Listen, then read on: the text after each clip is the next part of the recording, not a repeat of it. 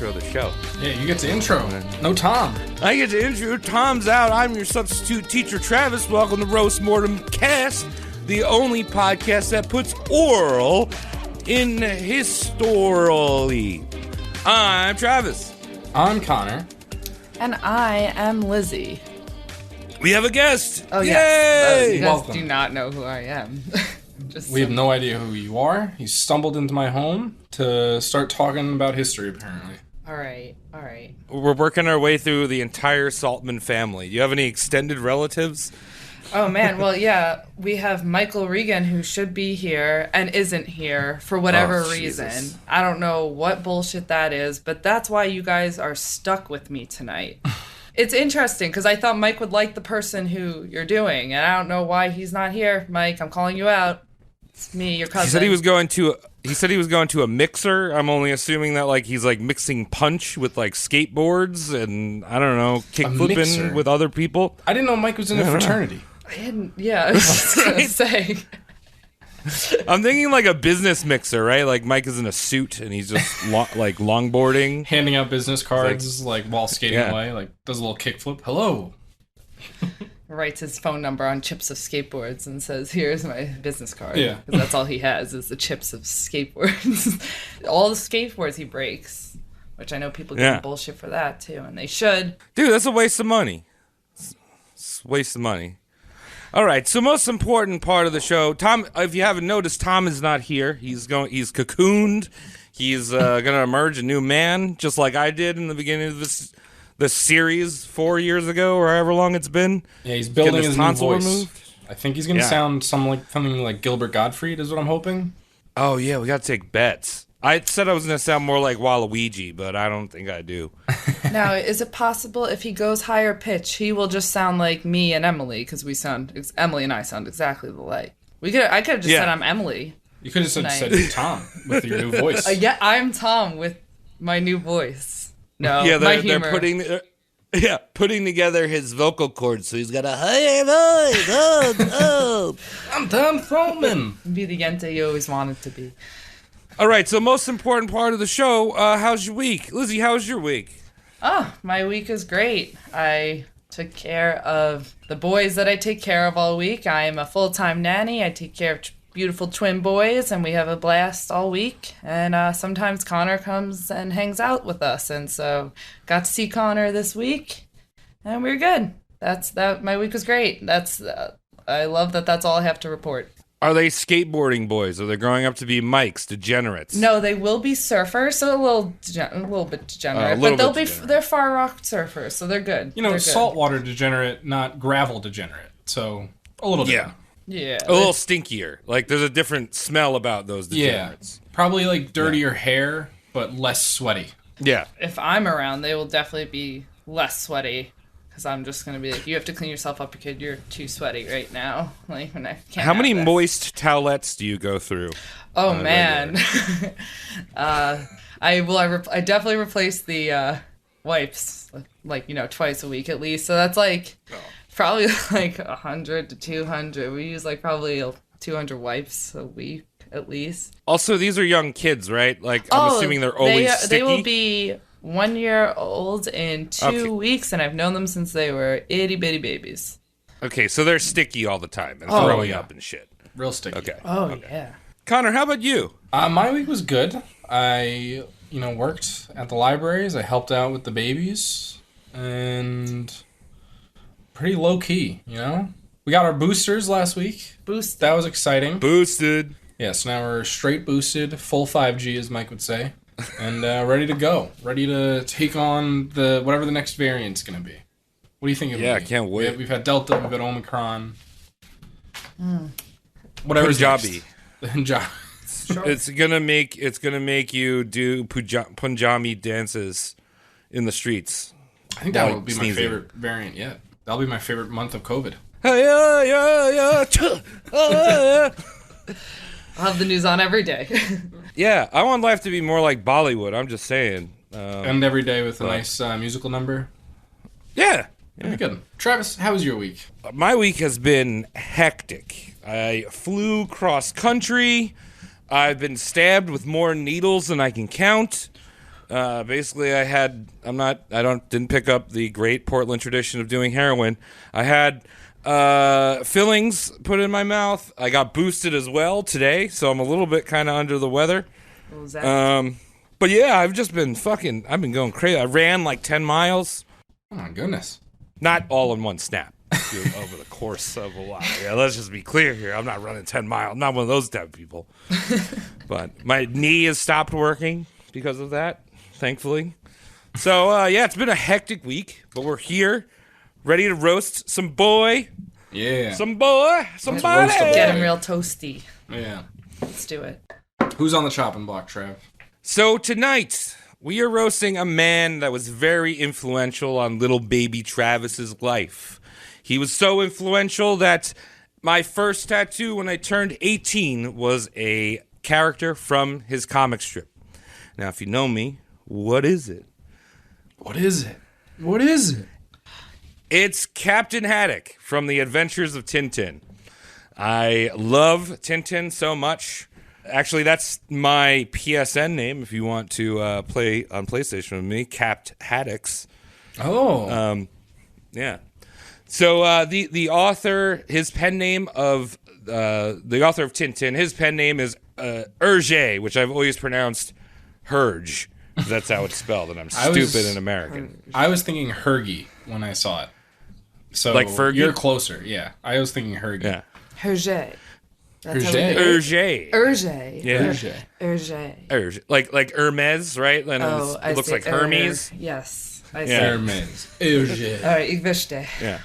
It's French. You gotta pretend you have like a mouthful of melted butter. Hergé. Yes. French is hard. Yeah, we tried. There's also a French episode, so I'm gonna have very good pronunciation here. French listeners, hit me up. I'll do some VO for you. I might do fromage. I know it. I love it. So, although Tintin might not be so popular in America, it's actually one of the most successful comics in the world. It sits at number 10, right behind Dragon Ball, One Piece, Naruto, and Peanuts. Tintin beat Garfield. Whoa. My goodness. Is this just comic strips? Not. Not cartoons, like comic strips. Yeah. Okay. I didn't know Dragon Ball started as a comic. Yeah, it's like a manga. Oh yeah, okay, that makes sense. Yeah. I was surprised that it beat Garfield, though. I mean, come on. Who doesn't like a lasagna and Mondays? I hate them. I guess non-Americans. Non-Americans hate lasagna, love Mondays, so they don't read Garfield. Yeah, shout out to us. Are you from another country? Do you love Monday? Yeah. Love Mondays. Love starting that work week right. Yeah, love Monday and veggies. Oh, yes. So myself, like many other North American millennials, were introduced to a Canadian cartoon reproduction of Tintin that was released in 1999. It aired on HBO. And, of course, my family was too poor to afford HBO, but my grandma was loaded, so she would record it on VHS for me every week, and I'd get to watch Tintin. Did it ever record too long, and you started getting late night HBO programming at a young age too? Is that possible? That was a bonus. I was like, Grandma, can I please see the end of Tintin again? Leave the room. Grandma, they're airing Tintin at 2:30 in the morning. Don't watch it. Yeah, it was that and Babar, which was also a very strange cartoon. That was an elephant man. Elephants? Your family no? Yes, but I think Tom actually would probably be able to speak more on that. But I know it was around. Yeah. I too had a grandmother who could pay for more television. Right, parents were willing to. Yeah. And also loved being able to go to their house to watch Disney on the weekends because we had no PB&J Otter during the week. There was none of that nonsense. You gotta go to Grandma's to watch Johnny Tsunami. Come on, I want to go to Grandma's. Yeah. Yes, exactly. So I could relate to that feeling, Travis. See, now they don't know about it because now Grandma's, it's not important as a grandma to get a VHS, so you can record and get those grandkids to your stinky house. They don't want the Werther's original. They want to watch cartoons. Yeah. Exactly.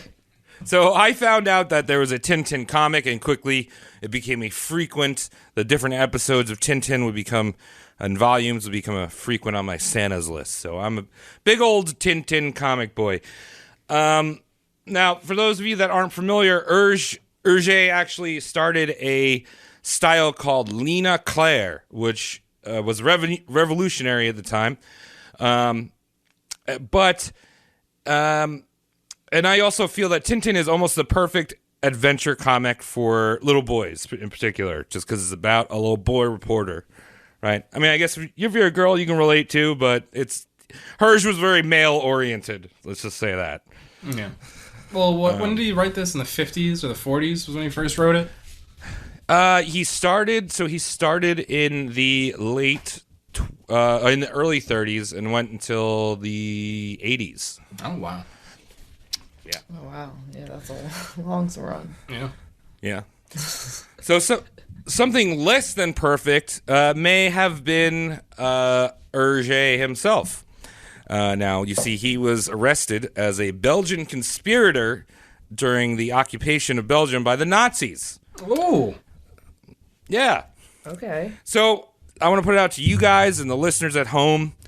You know, we know Hergé was not a perfect man, but was he a Nazi conspirator? Like, I'm going to let you guys decide.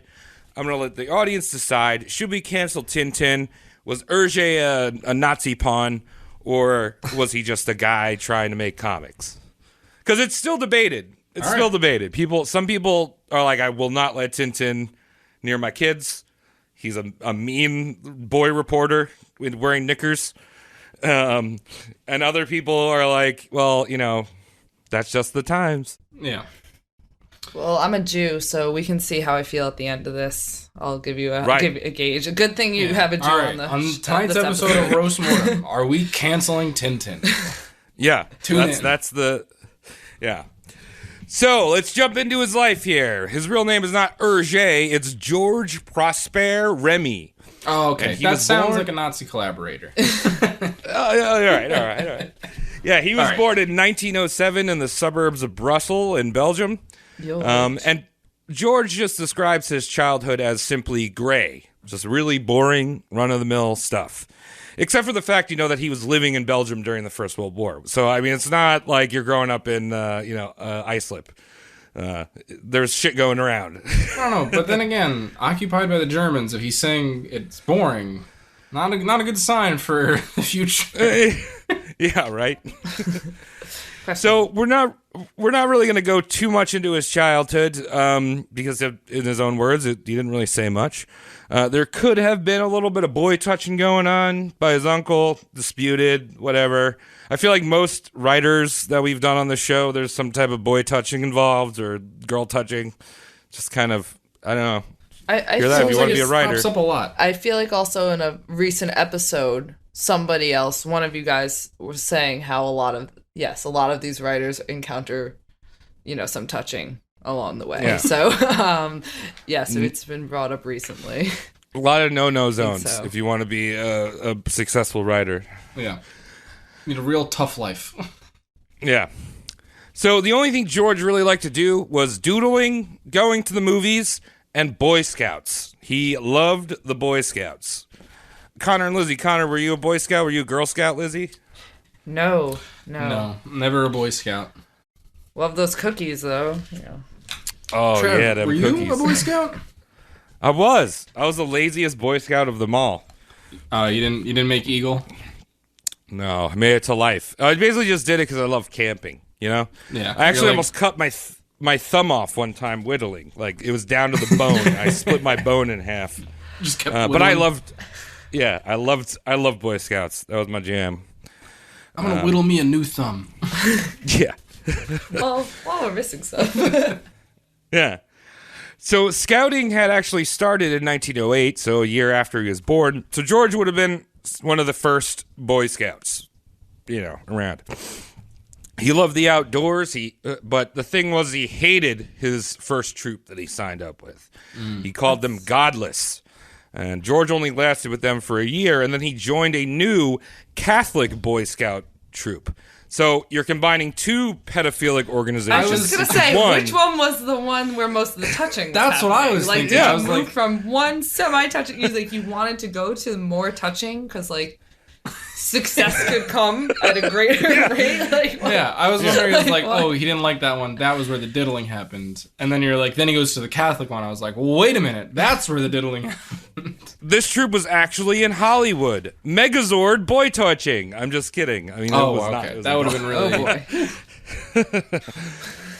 Oh boy, lot to handle. So this new Catholic church, Catholic troop called Bedem Powell Organization of Scouts of Belgium. Weird title, long. BPASB. George loved this, so he was like, "Hey, I could be outside." The Scouts encouraged him to draw his little comic doodles, and in the 1920s, the Boy Scouts actually told him, "They're like, hey, do you want to do illustrations and covers for the Scout magazine Le Boy Scout?" On top of that, because it was a Catholic troop, he started to draw in the Catholic paper Le Béwi Brev, the wheat that grows, was the name of the paper. Oh, that's a good name for a weekly paper. Yeah. So we got this little boy. He's loves his Scouts. He's doodling. George. Diddling. Yeah, baby, some diddling. Sorry, I'm making a lot Uncle. of accusations right now. I should scale it back. I just got here, so I just Welcome to Roast Mortem. You're fitting right in. This is all true. Accuse everyone of pedophilia. just seems to be the common theme. It just pops up. I don't know. Incest and pedophilia. It just happens. Oh man, don't get me going on an incest rant about New York State. Oh. Every historical figure, pick one: pedophilia or incest. George also, on top of that, I mentioned he liked movies. He's a big movie buff. And now, this is back when there was 5 movies because, movies were just coming out. He liked Buster Keaton. He really liked Charlie Chaplin. Just the whole silent auditorium of people trying to just get their danguses touched by their childhood sweethearts. That's what just movies were. There's no sound. Guy tapping on a keyboard. You're like, oh, yeah, give me popcorn. Yeah. I love going to the pictures. Yeah. One movie that stood out was this, I think was called Gertrude the Dinosaur. I didn't write the title here. It was Gertrude the Dinosaur, which was actually animated. And it was just about this big dumb dinosaur, and he's running around. And George really liked that. He's like, whoa, comics can move. That's sick.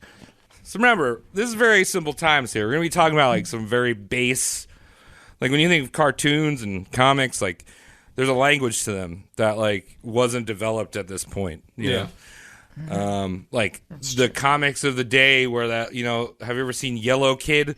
That terrifying little boy in a smock, and it's him hanging out in the streets of New York slums. Oh, I think I've seen Yellow Kid before. No. Yeah. Connor will pull up a photo for me. I'll pull up Yellow Kid for Lizzie. A little reference. I haven't. Oh yeah. It's terrifying. So sad seeing it. Yeah. Oh, stop! That's devastating. Yeah. That was comics. Yellow Kid. People are like, I can't wait for the next episode, next panel of Yellow Kid. He's kind of like Caillou. Yeah, this is definitely who Caillou is based off of. Who's Caillou? Caillou's a kid's cartoon that's been out recently. He's just kind of. This is Caillou. Caillou's been out for a long time. He's French too, right? Or some type of something like European. That. But yeah, definitely based off Yellow Kid. They just cleaned him up, gave him a shower. Yeah. Yes, pretty much. Gave him a shirt instead of a smock. Yeah, so things like Yellow Kid and those political cartoons, that's what people were dealing with. Hergé didn't invent the comic, but he was part of this foundation of what the comic is today.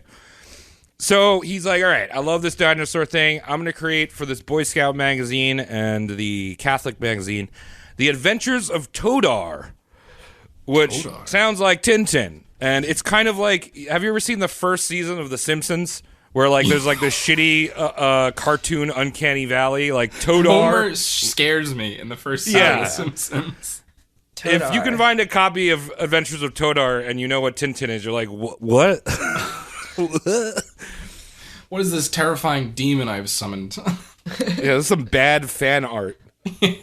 The way I kind of describe it is if George was just like slamming back whippets and then trying to draw Tintin, that's how this looks. It's like all squiggly and like shitty. And Yeah. Yeah. It's like asking him to do it when he's a little drunk. yeah. Well, I think he was.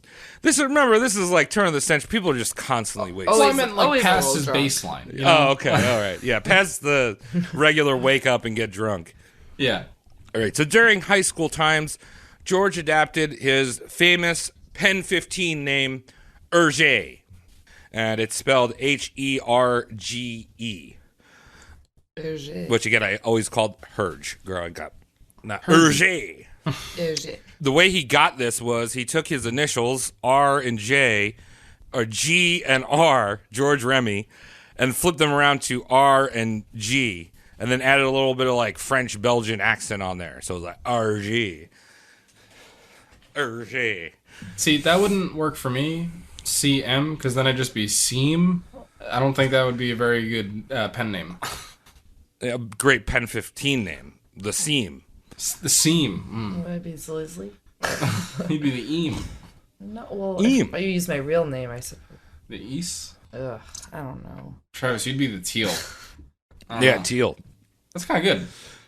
Well, I'd take it. I'd take it. Teal. Yeah, teal. So, I think Boy Scouts are is a great organization in some respects. I learned a lot of good skills that I don't use, and had a good time in Boy Scouts.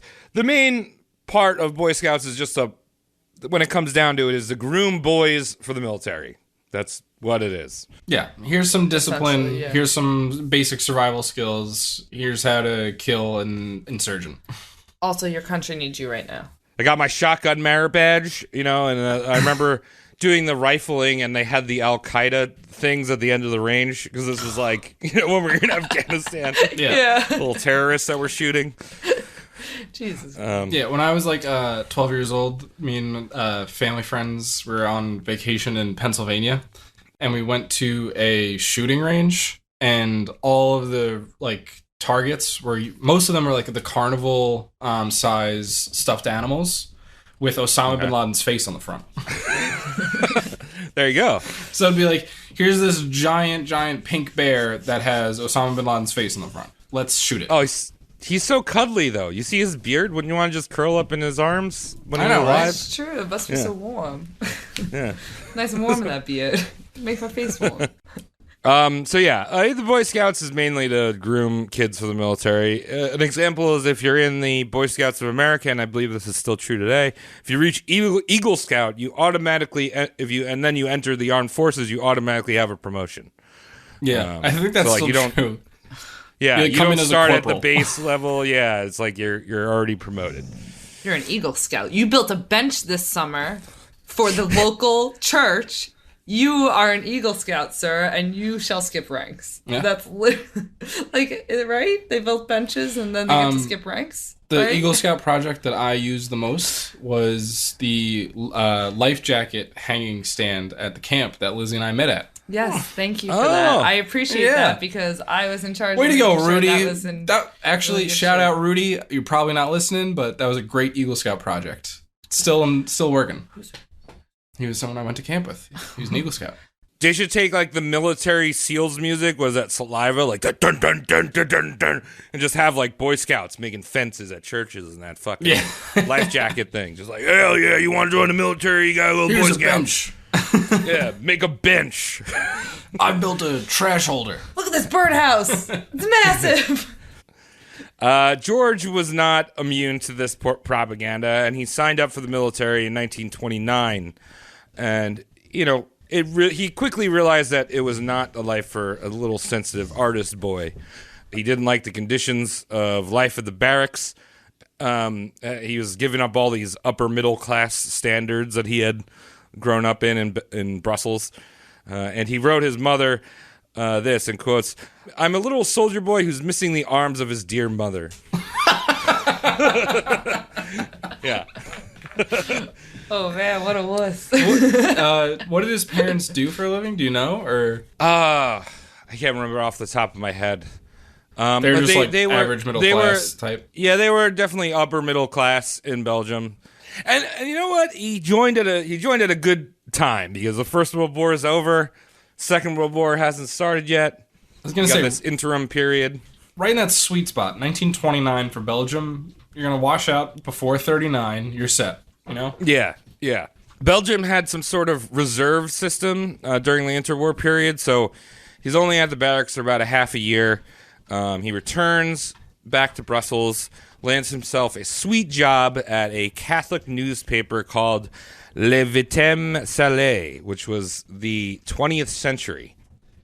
And this is all thanks to an abbot by the name of Norbert Wallet. Now, Wallet had heard about him through the Catholic Scouts, and he was like, dude, you draw this terrible comic with this Boy Scout boy. Why don't you draw for my magazine? Nice. Working up the ranks. Yeah. So Hergé did a bunch of covers and ads for the 20th century, and then Wallet was like, all right, we're going to make a kids paper called Le Petit Vingtième, which is the little 20th.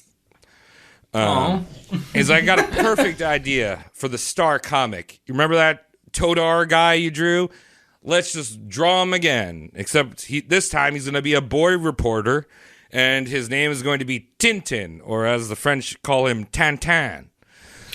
Wait, so he didn't Tintin. even come up with the idea by himself? Someone else was like, make a boy reporter comic, name him Tintin? Yeah. So Wallet actually has credit of being a co-author, even though he didn't really do anything, but he thought Is of the that all idea. he So, did? yeah.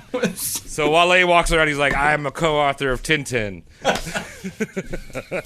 I just love that, like, this guy got real famous and, like, for these stories that someone else came up with the initial idea.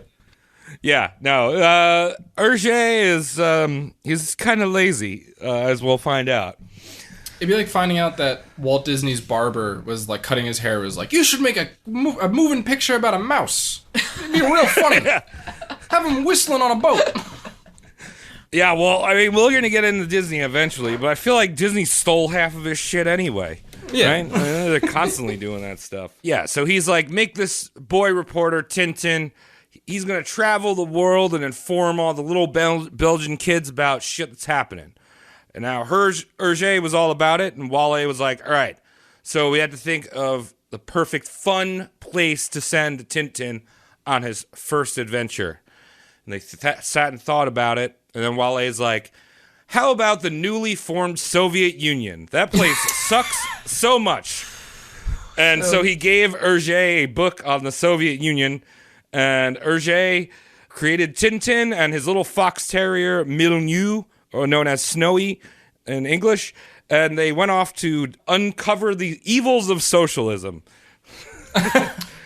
Nice. You know, if it would be, since it was a French newspaper, I was thinking it could go either way, really. Like, it could either be uncover the evils of socialism or show off how great the Soviet Union is right now, especially in the 1930s. Yeah.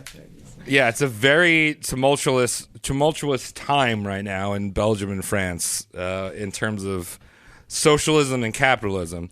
As we can see, you know, with Tintin going to the Soviet Union, Wallet had an agenda for his paper. And by that I mean his paper was an ultra-right conservative Catholic newspaper. All right. Wallet, in fact, was a huge fan of the screaming potato that was Mussolini. He was a big fan of Spanish and Italian fascism. Oh, okay. Particular type of fascism, I see. Yeah, not German fascism. He wasn't a fan of that, but, you know, the ones that have more theater involved. He didn't like short guys. Yeah. So he was also affiliated with the Rexist movement in Belgium, which is basically the fascist Catholic right. And the paper was filled with all sorts of editorials, anti-Semitic garbage, and stuff like that. You know, the typical right-wing crap you'd find in papers nowadays. You could probably say that Wallet was like the Alex Jones of Belgium in the 1920s. Oh, wow. So they were turning the frog legs gay. Yeah. The globalist. Those Capri Suns, though, you have to watch out for those. Yeah. Those will turn your kids gay. Watch out, people. Capri Sun is made by George Soros. They're trying to corrupt the Belgian waffle. So Hergé was not very political himself. As he kind of just like, the way I kind of just saw him is he just kind of drifts around, and like if he gets, if he gets a job here, like he'll do it. He aligned himself with a lot of right-wing Catholics, royalists, and Rexists, but he never really went to any rallies or anything like that. And he kind of, over the course of his life, that old bullshit phrase, like, the older you get, the more conservative you get. Yeah, or it's like you're young, you're a Democrat, you're old, you're a Republican. Yeah, Hergé was like the complete opposite of that, because as he got older, he like became influenced by like Eastern philosophy and kind of grew more liberal. Then when he was young, he was just like involved in this Catholic movement by proxy. He just wanted to draw cartoons. Regardless of the politics, Hergé was excited to have his very first comic strip, and he had worked on a few others, but Tintin was his main strip, right? He had some few other ones going on. Now, Tintin was one of the very first comics to feature word bubbles, which you think of as just kind of standard practice. But like before that, it was like they just drew a picture, and then in the bottom, there's like a little blurb, right? Hergé wasn't the first person to use them, but he helped standardize it. He had seen some New York comics that were using them, and Hergé kind of set up like, all right, well, you read it down and you read left to right, Oh, that's cool. Very interesting. So Tintin's first adventure, Tintin in the Land of the Soviets, ran from 1929 to 1930. It was innovative, but overall probably the least interesting to modern readers. The strong points that Hergé had from the beginning was that he was really good at conveying motion. He always said that when he drew Tintin, it was like he was watching a movie. So like, it seems so, we kind of take it for granted now, but like there's scenes in that comic where like Tintin's driving a car, and the whole thing about Tintin having his little flippy-do in the front, which is like his iconic little quaff in the front. Yeah, his little quaff thing. Yeah, it started when he was driving a car in Tintin in the Land of the Soviets, and then he just kept it. But like it showed motion as if he was driving fast in this little car. The 1999 Canadian show. That's the one that you sent, right? Okay, so is that his drawings, or is it just like people basing it off his style? So that is, the 1999 version is super close. Like they did such a good job recreating the original comics, like almost panel to panel. I was going to say the action scenes were really well done. And so like that makes sense that he was such a pioneer with motion, because like the action scenes in that were really good. Right. Yeah. He was always like, I love little action movies. Like I said, he liked Buster Keaton, and that was like the action hero. That was the Rock of silent films. Buster Keaton. So, and you can see like the slapstick stuff too that came in. Yeah, that too. Another strong point was the clarity of his comics. So since Hergé had been working on covers and advertisement, he knew the power of crafting strong visuals that were easily recognizable. You do like a big print on a billboard, you want everyone to know what you're looking at, Yeah. It's like the idea that like a good comic strip doesn't need any words. It can all be like language. Like can be read in any language basically, where it's just like all you need is the pictures. No, music is the universal language. Oh, okay. Not comics. Not comics. Come on, Connor. Music is the color of my butt. What is that song? I don't remember that one. So in the beginning, his comics were just black and white, and it was later colorized. But that was his real genius, was like using contrast in these frames, like using the black and white. That he was still kind of learning in Land of the Soviets, but like I said, that one was his first. It was a little rough. But anyway, Tintin was an instant sensation. Kids were writing the newspaper, and they actually had an event where they dressed up some kid as Tintin, and like he pulled into the train station as if he was coming back from Russia, and obviously from afar, like, oh look, it's Tintin. Wow, there he is. Yeah. I wonder if he met Chibarashka. Oh. I don't know if Chibarashka is later though. Chibarashka, he's like a Russian cartoon. Chubashka and his friend Gana and their friendship house. I can talk to you more about that later. I just that's my The twin boys are Russian. American. Well, I don't know. Yeah, they're Russian. Yeah, so they're American boys. They're born in the America. mom was born in Russia, right? Yeah. Yeah. So they do a lot of Russian children's songs, and one of them is Gerna the jazz crocodile. Well, that's one of that's the my favorite characters guy in Tibarashka. They love Gana. It's a crocodile wearing a really nice fedora and a sweet red like marching band jacket. Oh, hell yeah. Yeah, he's like an older, and he works as a crocodile in the zoo. His day job is being a crocodile in the zoo.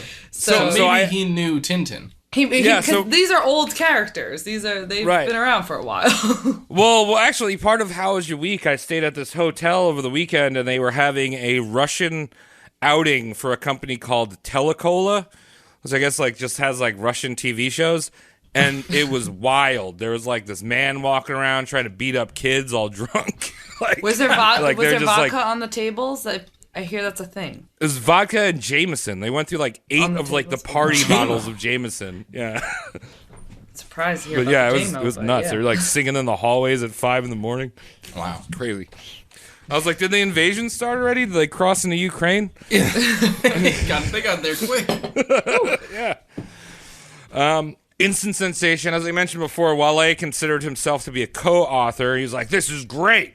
We got to send Tintin to a totally not so controversial place next. How about the Congo? I thought you were going to say the Third Reich, because it would be like 1936. I mean, yeah, well, I send him to Hitler's Germany. I think the Congo is actually worse, because we did a whole episode on King Leopold II. Right now we are dealing with King Leopold III. So right. Leopold II died, like I think around when Hergé was born, and Belgium just fucked up the Congo. You can go back and listen to that episode. Terrible, heinous war crimes. So Wale's like, one of the worst dudes ever. Yeah, let's send Tintin to the Congo. The Congolese love Belgians. They'll love this cute little boy reporter solving crimes among their tribe. There's no way this will be racist. With Wale at the helm, this was another political move.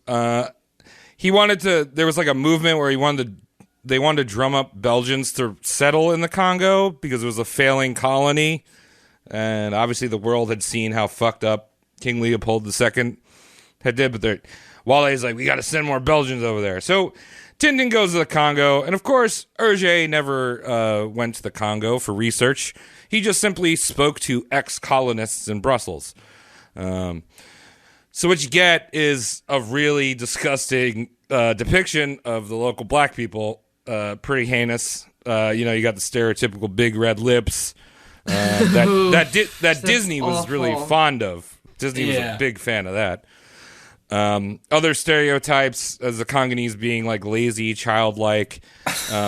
There's a scene where Tintin is teaching a group of Congolese people about the world, and it says, my dear friend, on the blackboard, it says, my dear friends, I'm going to talk to you today about your fatherland, Belgium.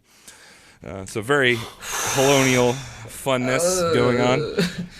That was later changed. I was going to say, I'm going to guess the Canadian 1999 version did not adapt this chapter of Tintin.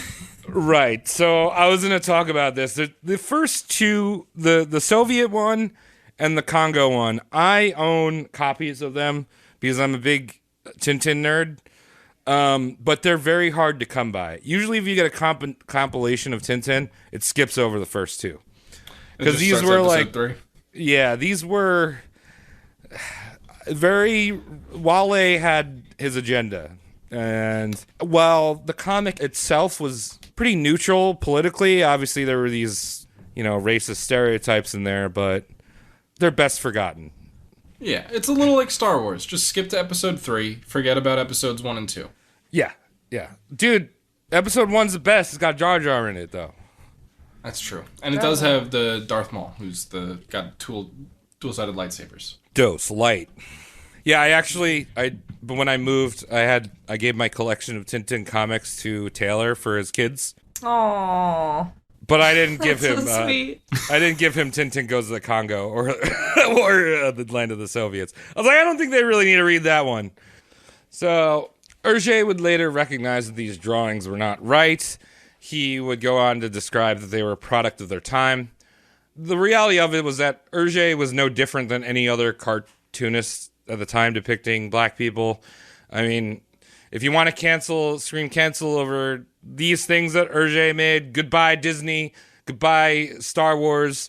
If you've ever ridden on the ride Splash Mountain, which is based off of Song of the South, that Disney has tried to scrub out of history. You are canceled, hoes. Yeah. Yeah. Anyone who went on the Splash Mountain and got the T-shirt, canceled. I'm canceled. Shit.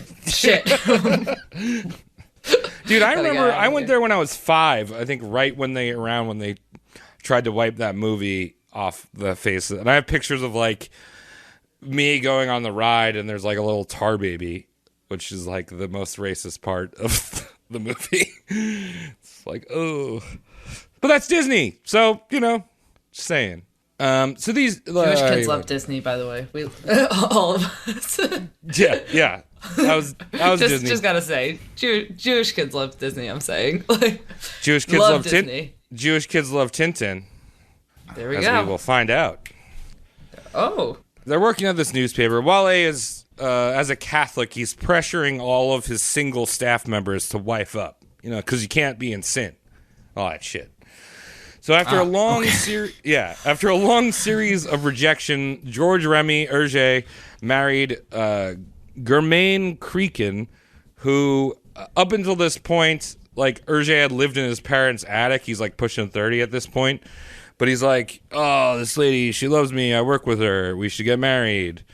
And the abbot's like, "Yeah, you guys should get married." She's like, "I don't want to marry this guy," but then they do anyway. Yeah. Is this gonna be a story of a sad marriage? Is this what this is gonna turn out? So I just want to make an observation. He lived in his parents' house till he was in his 30s, married a woman who didn't seem to really want to marry him, very Catholic, and in the Boy Scouts? Yeah. There you go. Maybe... I don't get it, Connor. Could you explain more? Standard, yeah. This is why I married a research artist, because I need things explained. I don't want to do that historical trope of every time two men are friends, they're like, "Oh, gay," but yeah. Yeah, they were really happy. You're right. Yeah, was he really happy, Travis? The two were married. The beginning of it, they were happy, I guess. I mean, she was like not really about him, but it was kind of a working relationship. She would help Hergé with writing Tintin. Now, Wale was removed from the paper due to a scandal within the Catholic Church. And now, surprise, you'd be like, this is probably going to be boy touching. Wasn't boy touching. Stole money from the poor box. I mean, I don't actually know exactly what it was. But okay. they meant the book I read was like definitely not boy touching. So maybe it was boy touching. Was it girl touching? Girl. That's also what the Catholics do. Yeah, I was gonna say girls are not. They don't discriminate. Unfortunately, they do not escape this type of things in the Catholic Church. All right. So anyway, yeah, Wale is out. Yes. Yeah. They did the same thing that they did where they just moved him away. He's still part of the church. They moved him, and he became the watchkeeper for some ruins like of an abbey somewhere. I thought you were a say, long like, Catholic he became tradition. a newspaper editor in like a different part of Belgium. Same exact job, same country, just 3 towns over where they don't talk about it. Yeah. Shh. So the adventures of Tintin continued. His next stop was America. Now again, Hergé had never been to America. He actually only went there once in the 70s. So he's basing this all off of movies and word of mouth. It's interesting because when he drew black people in America, he didn't draw them the same way they did in the Congo. He drew them as like kind of regular looking. And still a little racist, but just like 10% less. Yeah, 10% less. Yeah, like maybe Tom and Jerry level racism, like where they still air it on TV. And you'd imagine that he'd probably be racist towards the Native Americans, but interestingly enough, Hergé was like super interested in Native American culture. He's actually just generally interested in culture in general, which is why I don't think that he's, in my opinion, like mean-spirited in terms of like a lot of these things. They're definitely antiquated, but Yeah, it's an antiquated interest, though. Yeah, for sure. Yeah. Because I mean, if you're a kid in Belgium and you're like, I want to learn about Native Americans because like that seems like a cool culture, I'm gonna go see the Hollywood movies they make about it because that's the most readily accessed information I have. Right. Like, He actually it might lend itself to some bad conclusions. Yeah, in the book I was reading, like before he did the trip to America in the 70s, he went, because he's involved in the Catholic Church, so he went to meet this like priest who was like super into the Sioux. And the guy had never been to America either, but like he had written letters back and forth to like some Sioux like leaders or whatever, and they went and like did a Sioux ritual where I think it might have been like one of the first times Hergé like smoked weed. He's like, we smoked the magical herbs and tobaccos. And did the natives like Sioux practices. Good for him. Yeah. The next Tintin adventure, 1933, was to the Orient. Ooh, probably not the best name again, but All right. yeah. Originally, this was all one big series, Tintin Goes to the Orient, but if you're a fan of Tintin, it's now 2 volumes. It's known as Cigars of the Pharaohs and The Blue Lotus. So The Blue Lotus is actually set in Shanghai, and it's a very transformative story for Hergé because, Hergé. Very transformative story for Hergé, as this is where the true Lina Claire style was invented. So this that basically just means clear lines. So Hergé was never really into shading. Everything was done again like contrast, like you're thinking black and white. So like he's not doing cross hatching or anything. It's all just like a clear drawn line with like things in shadow or things out of shadow. Okay. Yeah. Now, were these in color by this time? No, so everything was still in black and white. After the war, he starts to colorize them, and that was basically just to, I didn't really go into that in the script, but he colorized it basically to market to the French, because right now it's all very just in Belgium, and his publisher in France was like, the French are never going to read a black and white comic, it needs to be in color. So, right. So not till after the war is when the color happened. Yeah. Okay. Now, another big transformative thing here with the Shanghai and the Blue Lotus was that Hergé was actually introduced to a Chinaman. I don't know if that's a racist term, but a Chinese person. Oh, man. That's what Hergé said. Yeah. Guess what I meant today? Yeah. So a guy named Zhang Shangren was a Catholic Chinese art student studying in Brussels, and Hergé and Shang became very good friends. They talked to each other their entire life via letter. Not only did Hergé learn about Chinese culture and Eastern philosophies from Zhang, Zhang also introduced Hergé to Chinese ink and calligraphy, which had developed that whole clear line style that I was talking about. Okay. Zhang was like way better artist than Hergé ever was, so he picked up all this stuff from this guy, like how to draw, really. Because before this, the first 3 comics, like I mentioned, they were just like, it's kind of like Todor. It was like a little bit weird looking. And then he kind of nails down the style. He finds his stride. Yeah. Just because he's learning doesn't mean that there isn't racial depictions in The Blue Lotus. At the time, this came out in like the mid-30s. Japan had invaded Manchuria, and part of the story told in The Blue Lotus was this invasion.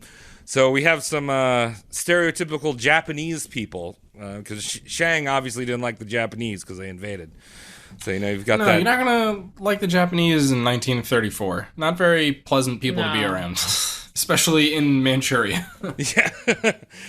But again, this was almost like kind of like the first time, because like Wale's off in this ruin, so this is kind of like the first time Hergé is kind of like able to almost express his views politically without having like right-wing shit. So, like, obviously the Japanese were doing bad things in Manchuria with this whole invasion. But you could argue at the time that they were the right wing, so... Yeah, right? So, like, he's like, hey, look at how fucked up they are, to a child, it's not like going into details, Blue Lotus was so successful that Chiang Kai-shek actually personally invited Hergé to China. We Really? we might talk about him in the future. Wink, wink.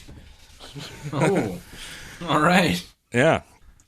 And later Chiang Kai-shek would actually offer Hergé a job. He's like, hey, do you want to come to China and draw nationalist propaganda for us? And Hergé was like, nah. Problem is, it's the late 1930s in Europe, and like shit's getting fucked here. Yeah, there's propaganda to be drawn here. Yeah.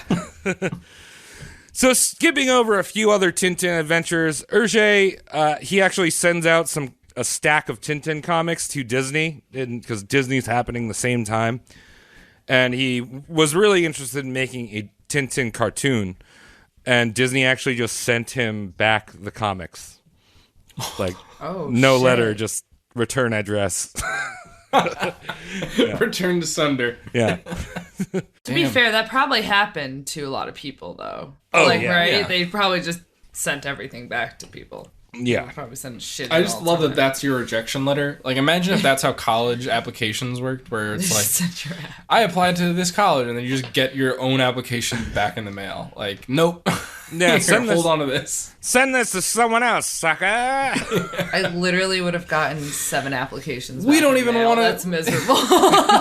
We don't even want to sully your application in our trash. I think that would have been worse than the Dispose letter. of this yourself. Right? So, Yeah. Oh my gosh. something that Walt Disney was very fond of was the year 1939. Because 1939, Hitler, he's having a field day in Europe. And Walt Disney loved Hitler. Pushing home Walt Big Disney. fan. Walt Disney and Henry Ford, 2 great Americans. Oh, and Charles Lindbergh, that all loved Hitler. Oh, yeah. Hitler's fucking up Europe. In fact, he's fucking up the whole world. And now Hergé in his right-wing paper, not a fan of the Nazis. They openly mocked Hitler and National Socialism. They liked Mussolini and who's the guy in Spain? Franco. Franco, yeah. Loved Franco and Mussolini, but not Hitler so much. Now, Hergé was briefly called up to duty, but he was declared unfit in 1940 due to boils and due to boils, yeah. Like, just like boils in like anywhere on your body, or is it like? He was just like a really sick guy all the time. Just had boils on him. Just sitting down, cramped in his little Brussels apartment, just drawn. Gave him boils all over. Sounds pretty disgusting to me. Yeah. If I'm being honest. Well, yeah, I mean, his wife, forced to marry Mr. Boyles over here. That's why she was so upset. Yeah.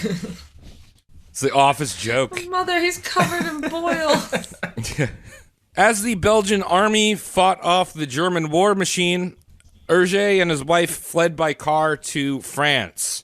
Very important fact was that they took their cat with them, their little Siamese, which actually was noted in the book that like people were like, wow, you brought your cat. You're such a good guy.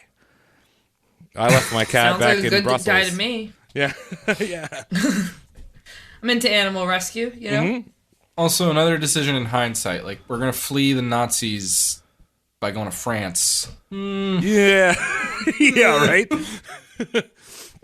Might want to go a little further. A little further, maybe. Go hang out with your friends in Spain. Yeah. So 6 weeks they lived in France, along with tens of thousands of other Belgians, as the Germans goose-stepped the fuck out of Belgium. King Leopold III officially surrendered Belgium to the Nazis May 28th, 1940. And by June, the king was calling for Belgians to return back to Belgium. He's like, yo, we're fucked. You guys got to come back home. Spoilers, France, like you said, France is going to get fucked up, so you might as well come back here. Now, Hergé was a royalist through and through, so when Leo said come back, he came back. Also, he took his cat, but he left his mother and father in Brussels. So, yeah, yeah. And his brother Paul was actually the man that he based Tintin off of. Paul was captured by the Germans and put in a POW camp and will remain there for the rest of the war. That's rough. For Paul. Yeah, seriously. Yeah, that's not a good place to be. Especially that early in the war. You're like, he spent 6 years in a POW camp, basically. Yeah, yeah. That's brutal. So one of the things, too, is he's going to keep making comments, or comics, and Paul was not very happy that he was like, I'm in a jail. I'm in a German Nazi jail, and you're making comics? What the fuck? I'm just imagining, like, guards, like, sneaking him contraband comics that are like, hey, look what your brother wrote this day. Yeah. And you're stuck in here. Yeah. So Hergé returned back to his apartment, only to find that it was occupied by the German army Propagandastaffel, the propaganda department of the German army. So he's like, fuck, that sucks. I don't have an apartment now. On top of that, Hergé was also strapped for cash because just because your country's invaded and occupied doesn't mean that you still don't owe back taxes and debt. So, like, remember that, like, when China comes, like, pay your tax still because you're still going to owe the IRS. Taxes. That's why they're invading, is for that sweet, sweet tax money. Yeah. So the Petit Vetem shut down when the Krauts invaded, so he couldn't go back to that.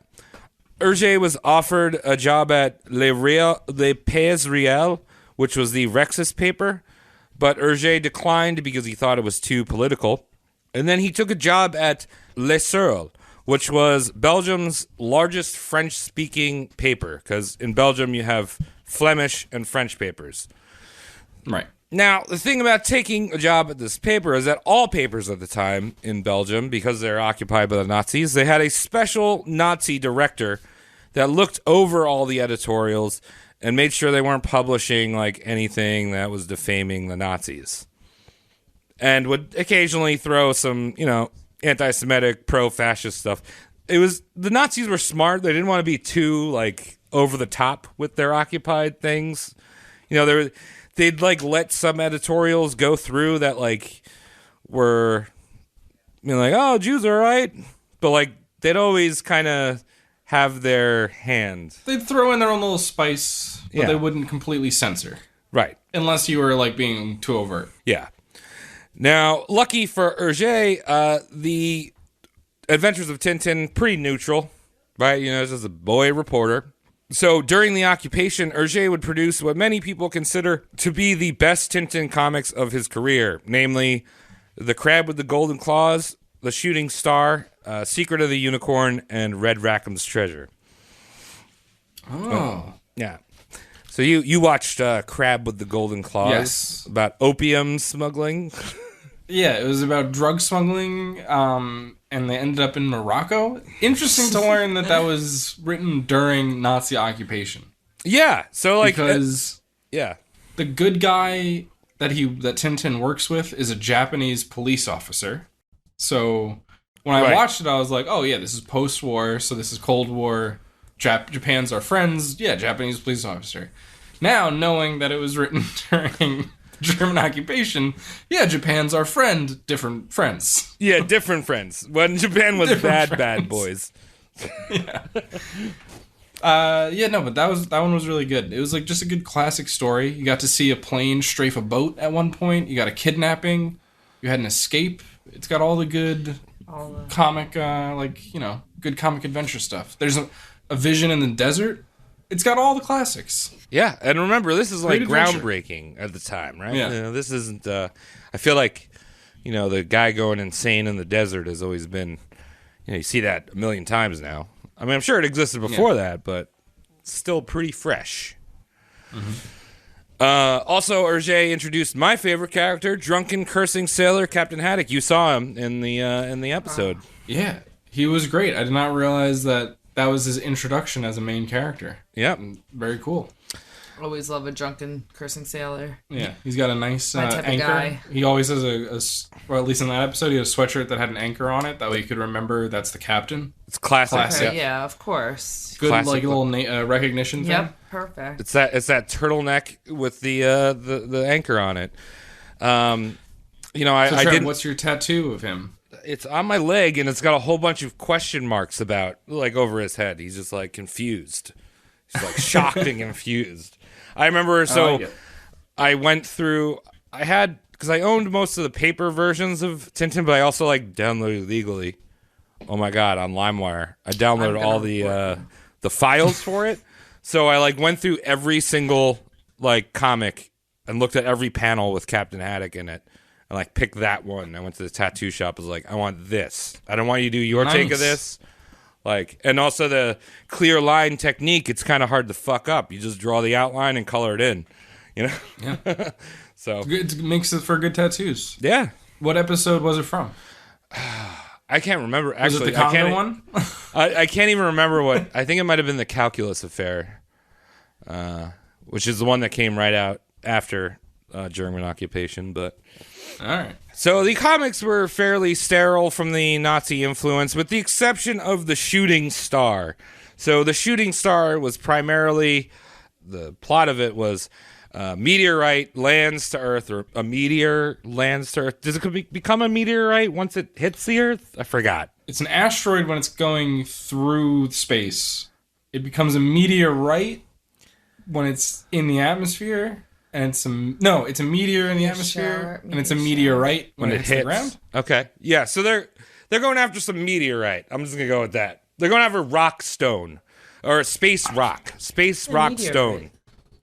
Space rock, yeah. Space rock. So a space rock falls to Earth in the Arctic Ocean, and on one side you have Tintin and a team of scientists. Now, conveniently, all of the scientists are from Axis countries. So you've got like an Italian one, a German one, Belgian one, 'cause they're occupied, Japanese. Yeah. I was going to say, do they throw in like a Romanian?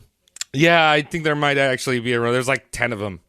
And on the other side, you have the nasty Americans who are financed by the evil Mr. Blumenstein, the evil Jewish banker from New York. Of course, he's drawn with the stereotypical huge nose. Yeah, I was going to say, what does he look like? Is he wearing a yarmulke, or do they not go that on the nose? No, They don't put yarmulkes on those guys. They just do the big noses. Yeah, They might put him in like a bowler hat and give him the payas. So like it's like hinted at, but it's like, yeah, they kind of went overboard a lot. Oh, I know, but I think it's the big nose and the cigar, and he's wearing like a suit. Mm-hmm. Yeah. Okay. that type of... And they just keep calling him Blumenstein. Yeah. This is Blumenstein. So, post-war, Hergé would actually rename Blumenstein to Mr. Bowinkle and change the American flag to a fictional country. The problem was when he changed the Bowinkle, which was spelled Bohlwinkel. Bowinkle is actually also a Jewish surname.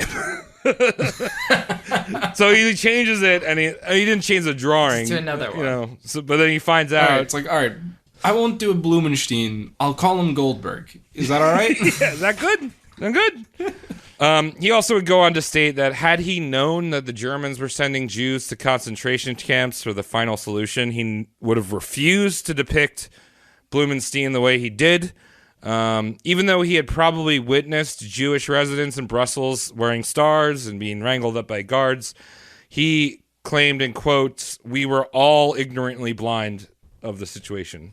That's what it was. All of Europe was just ignorantly blind. You're right. It was just those darn Nazis. They had no help. Pulled the wool over our eyes. Yeah. All right. As a Jewish person who has been to...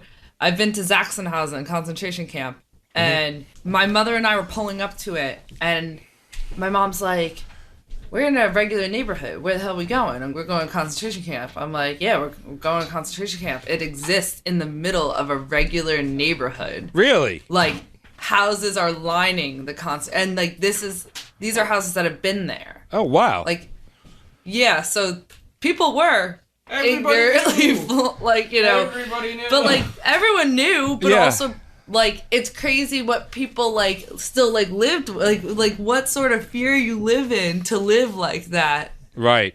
And like, fear does that. I feel like I wish people knew more about that concentration camp, because they always talk about Dachau and like Auschwitz, which were like in the middle of the woods. I think Elie Wiesel might have been in Sachsenhausen. Yeah, he went through. Or his he went dad. through it. Because a lot of people also went. It was through like a stage. It was like the Sachsenhausen. staging camp for Western Europe. Right. So like all the Jews in Western Europe would usually stop in Sachsenhausen on their way to the death camps in Poland. Because it's like right outside of It was like the Berlin. center of the train lines. Right. It's not like it's pretty close to Berlin. Yeah, it was just where all the train lines would lead, so that's why most would end up there. Anyway. Sorry, so yeah. Sure, he was innocent. Yeah. Well, He may have not realized the extent, perhaps. I'll give him that. Yeah, sure. You But know, he definitely wasn't too curious about where his Jewish neighbors if ended up. Donald Trump shows up and he's like, "Hey, buddy, you're gonna go live out the rest of your life playing Salute Your Shorts in reality, the Nickelodeon show, as an adult," I'm like, I'm going to camp. Yeah. So, also during the occupation, as I mentioned before, Hergé works with the publisher Casterman to colorize the volumes of previous Tintin comics, as I said, to sell better in France.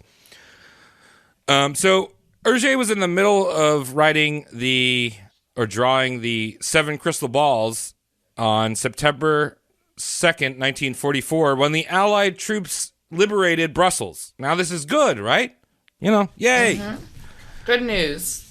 Probably Celebrating. Probably not I so. think. Yeah, probably not so good for Hergé. Oh no. Because unfortunately, Hergé worked for Le Sort, which was labeled by the Belgian resistance as everyone that worked there was a collaborator, and they published their names in a sheet called the Gallery of Traitors. So, because they were working for this paper, instantly a traitor. Not the newspaper you want to be in. The Gallery of Traitors. Yeah.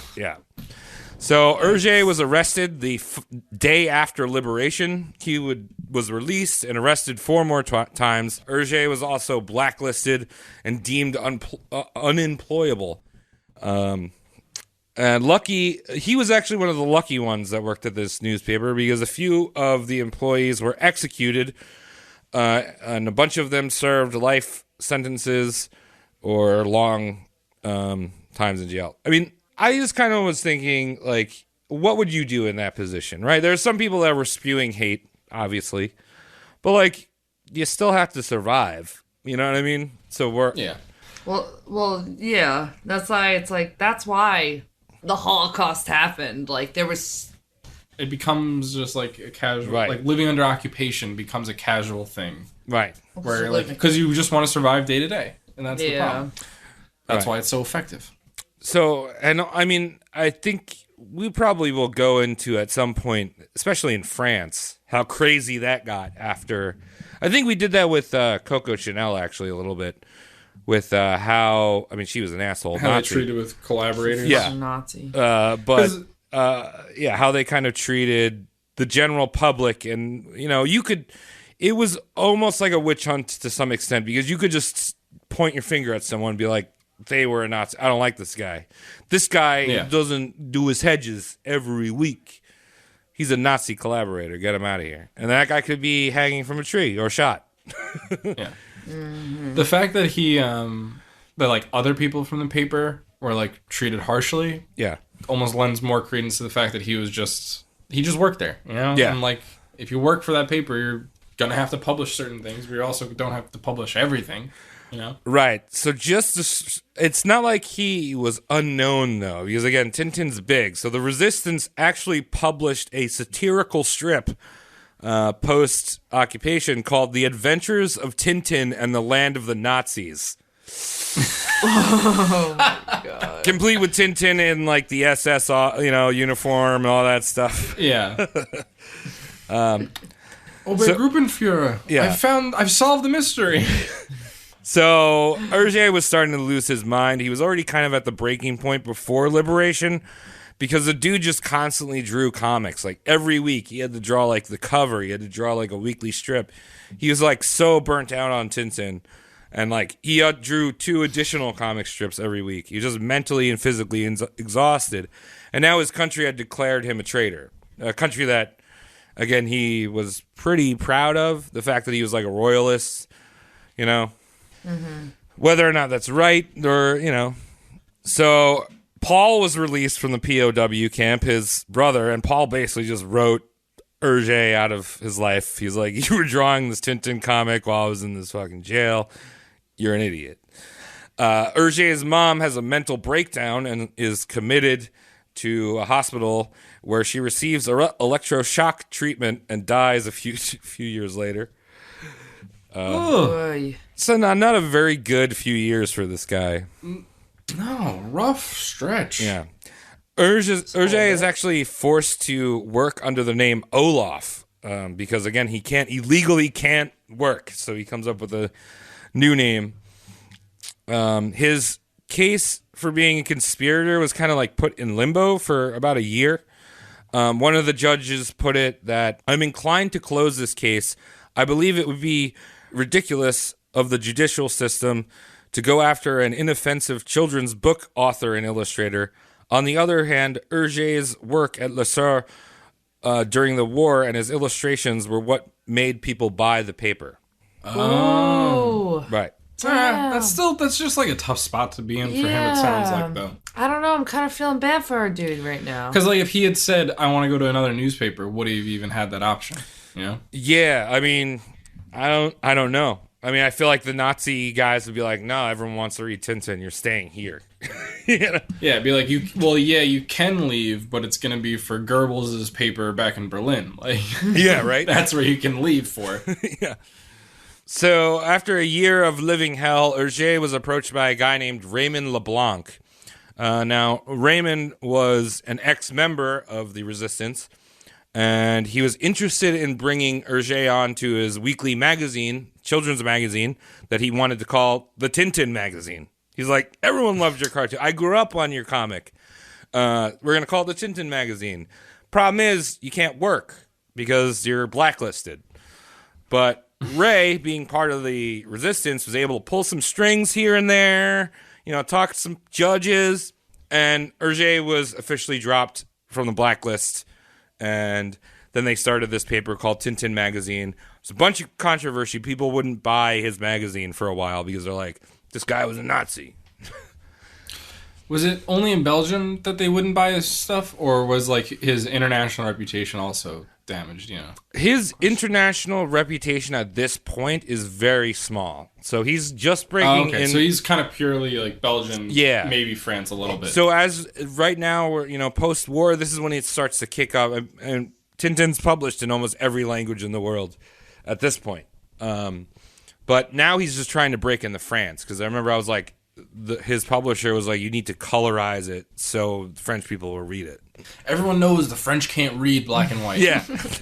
We need color. It needs to be in the tricolor. Now, this is where kind of Hergé's life post-war kind of turns not controversial. I was going to say controversial because the controversial part was him during occupation. But this is where his life kind of just goes shitty. He kind of just becomes like a typical artist. So we're kind of just going to blaze through this part because we've dealt with like broken relationships and, prima donnas so many times. I feel like the real interesting part was the occupation and him kind of starting Tintin. It's all old hat, this stuff. Yeah.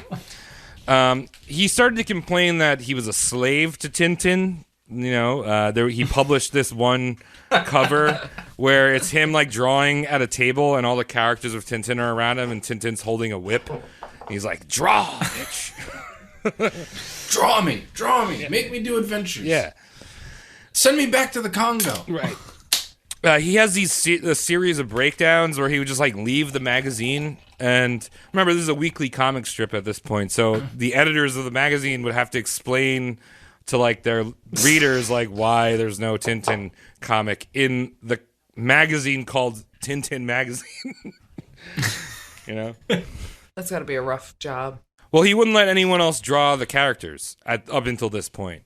And he always drew even when he's gonna open up a studio, but he always drew the characters. Like people would do the scenery or like anything else, he always drew the characters. So Hergé also starts. It's a lot of work. Yeah, right. Shit. No wonder he was losing his mind. Right. So Hergé starts a series of affairs during the late 50s, early 60s. One of which was with a woman that he was vacationing with his wife on vacation. So the three of them went on vacation. And he was like, honey, go check out the buffet. They have the extra shrimp sandwiches at the buffet. And I'm going to go bang this broad real quick. Honey, we're going to bring my friend along for vacation. Yeah, right? Okay? Just, you know her. You're friends with her. Come on. You guys have got along great. Yeah. Also, there's all these great things for you to do there that neither of us want to do. Yeah. The thing was, like, Hergé was such, like, a good Boy Scout boy that he'd have these affairs and then he would always, like, just instantly confess them. So, like, he'd like, bang someone and then, like, go to his wife and be like, oh, no. But I love her. Honey, it happened again. Like, It was an accident. Like, he wouldn't even, like, be like, you know, it wasn't even a fair for Hergé. Like, he'd always, like, fall in love with his, like, side pieces, too, because he's an artist and all this shit. An artiste. Yeah. So they go through the couple would go through periods of separation where like Hergé would write these shitty like teen things like I miss you, life is terrible without you, blah blah blah blah blah. Now there was two things that broke the camel's back on their marriage. One was the fact that Hergé was a big fan of fast cars. He used to like drive like a maniac. And one day he gets in a wreck where he walked away from the accident, but his wife shattered her leg and had to put a steel beam into her leg in order to walk. Ugh. Oof. Yeah. Jesus. I'm just imagining him walking away like, bye, honey. Oh, bye. I'm going to go get help at the next town, but I have to keep drawing Tintin, so just hold on. Hold on. So she's all like, Tintin's making me draw him. yeah, she's all like, she has to relearn how to walk. She's like, my husband fucked up my leg. This is terrible. And on top of that, meanwhile, he's falling in love with her nurse. yeah, on top of that, he's in his 40s. He falls in love with a 20-year-old that was also his employee, a woman named Fanny, who was a colorist hired by the newly formed Studio Hergé. Basically, the relationship between his wife and him came to an explosive end in 1960. The thing was, in Belgian law, they couldn't get divorced. So they stayed together technically for 17 years before they were able to actually get divorced in Belgium. Ugh. Yeah. That's a long time That's to be brutal. tethered to someone. Yeah, and he would go and like, even though he was essentially married to this Fanny girl, he would like go and hang out with his ex-wife, separated wife, like once a week randomly, just to be like cry about the shit that drawing Tintin. I'm just imagining her like trying to walk and he's like complaining about his new girlfriend. Yeah. In the 60s, due to the influence of his younger wife, you know, in her 20s, Fanny, Hergé got into modern art, and he had a period of painting his own shitty abstract paintings. He was like, oh, yeah, I need to be a real artist, drawing comics for babies and stupid people. People basically looked at these abstract artworks. There's like, I think, was 32 of them that exist today. And at the time, people were like, yeah, just keep drawing Tintin, dude. You're good at that. Not gonna get any of his paintings tattooed on your back, Travis? No, I think I'll pass. I think I'll take one. Apparently, they're worth like millions of dollars, but you know, hundreds of thousands of dollars. Doesn't mean they're good, though. Yeah. Hergé became a big fan of people like Roy Lichtenstein and Andy Warhol. Warhol actually met Hergé in Belgium and did a series of things, because I don't really like to call Andy Warhol's works art. It's just kind of stuff that he does. Yeah. Yeah. Paraphernalia. Yeah. Canned soup. Hergé became very annoyed at the comic book Asterix, which is that little tiny, like, he's like a Viking guy. You've probably seen him before. I've never really read Asterix. Let me see this. Let me see this comic. I know Hagar the Horrible. He's kind of like that. Hagar the Horrible. We looked up Asterix. All that came up at first was a shitty-looking DJ. Oh, I know Asterix. Yeah. Asterix the Gaul. Yeah. Oh, I recognize Yeah. him, but I wouldn't. No, I don't know him. I think Asterix is a real Is it a DJ? person, too. All right. Oh, yeah. Okay, I know Asterix. Yeah, so that was actually becoming really popular in the 60s, and even though Hergé hated drawing comics and was always baby idiot stuff, he just got really pissed off that he was getting eclipsed by Asterix. I can't lose at the thing I hate. Yeah, although Hergé had done a few stage adaptations of Tintin, because Asterix made a cartoon movie, he was all set on like making a cartoon movie. So 2 Tintin movies were produced. Temple of the Sun in 1969, which he also made a comic of. And then Tintin and the Lake of Sharks in 1972, which he did not make a comic of. It just exists in a movie. And they're not like the 90s cartoons. They look like shitty Scooby-Doo cartoons. Like they're bad. Oh, okay. Yeah. Probably a good thing that ended. So towards the end of his life, towards the end of his life, he's approached by none other than Steven Spielberg, who wanted to produce a live-action Tintin movie, and requested the rights, which he got in the 80s. He got the rights to Tintin. Hergé was actually super stoked. He'd watched some Spielberg. He's like, I love you, Spielberg. You made movies about aliens. You made movies about a guy with a whip. Big Shark. Favorite. And so Steven Spielberg he held on to these rights for a very long time. It was like his passion project, because Spielberg was like a Boy Scout nerd. Like he loved the Boy Scouts, right? He did the young Indiana Jones thing where like Indiana Jones is a Boy Scout. Yeah. So he holds on to this for years and years and years. And myself, as a massive Tintin fan, was like, man, I'd be excited if Steven Spielberg made a live action fucking Tintin movie. Fortunately, he didn't do that. He did a fucking shitty CGI abomination that came out in 2011 called The Adventures of Tintin. And Spielberg was so certain it was going to be a huge success, he picked one of the comics that was a 2-parter. Still waiting for the second part, Steve. It's been a while. I don't think it's happening. No resolution to that story. Yeah. Do you think it would have been better if he had just made it in the 80s really high on cocaine? Do you think it would have been a better movie? Dude, that would have been so sick, like Goonies type. Yeah. Oh, that would be some cool shit. Mm-hmm. That actually would have been good. It would have had less lax animal handling laws on set, so the dog would have looked really great. Oh, yeah, they would have just stuck, like, cotton balls to it and shit with glue. Yeah. Feeding it steak to get to do all the right things. All right, so let's wrap this whole thing up and we can decide Hergé's fate. So in 1979, Hergé is diagnosed with osteomyofibrosis. Something where he needs to get blood transfusions every week. And then let's just call it dropsy. Yeah, he gets why not dropsy? That's another recurring thing. Dropsy. Right? It came to the point where he had to get blood transfusions every other day at some point. And on February 25th, 1983, Hergé suffered a cardiac arrest and was hospitalized in Brussels.